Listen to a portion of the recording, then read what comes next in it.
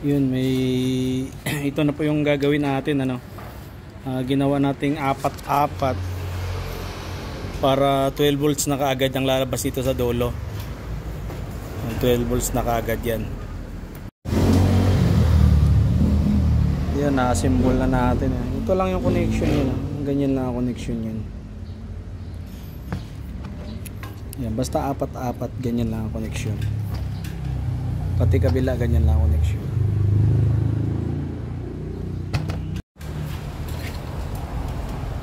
Yan, ito na yung nagiging forma nito ngayon. Mas malinis ito kaysa dun sa una natin ginawa kasi malaki yung box. Yun mga boss, ano yung pina-assemble sa atin na baterya. Yari na. Ito yung loob. Tapos nilagyan natin ng switch para mabuhay itong inverter. Pero may sariling switch dito sa gilid yan. Ito na yung laman yan sa loob. Yan. Ayan yung laman yan sa loob.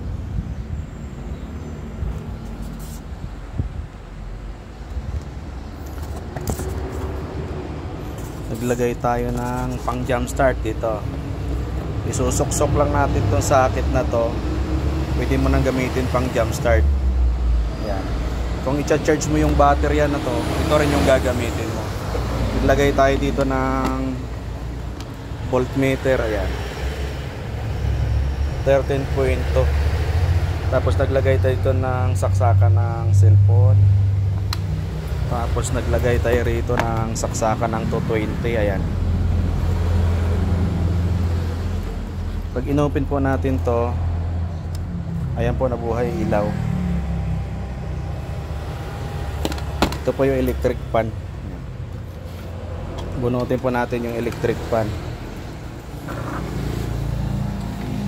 Yan, electric fan po sasaksak po natin dito. Yan po, magana electric fan.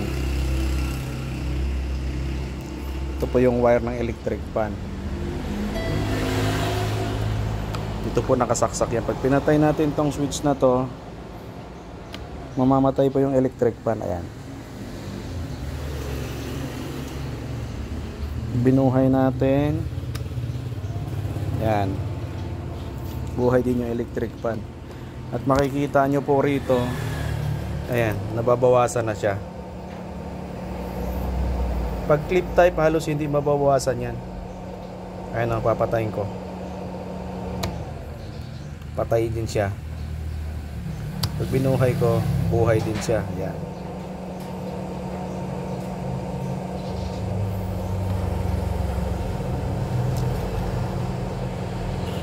Bali yung baterya 93%.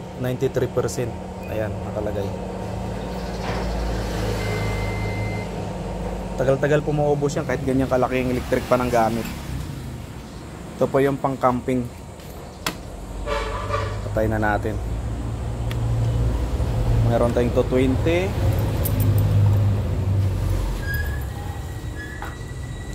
Mayroon tayong 220.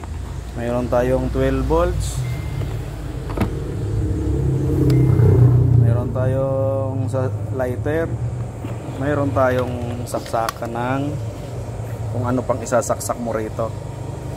Ayan. May switch yan.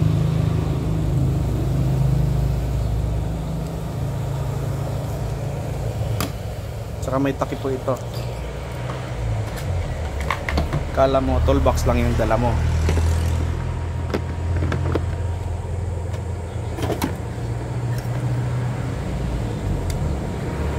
Kala mo toolbox lang yung dala mo. Ganyan lang yan.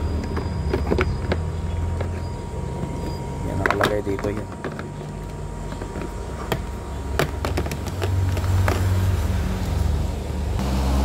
Yan lang. Tamo yan.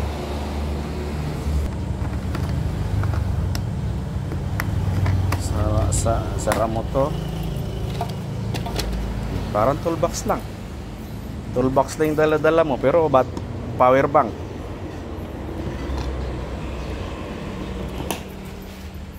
Okay. Pag nalobat yung baterya mo sa sasakyan, pag nasa camping ka, pwede mo rin gamitin to. Dito yan nakalagay. Yan.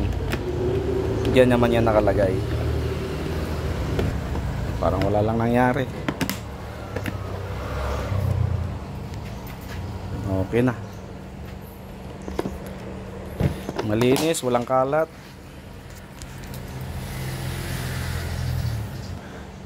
Ayan, umaandar pa yan. Kita pa yan.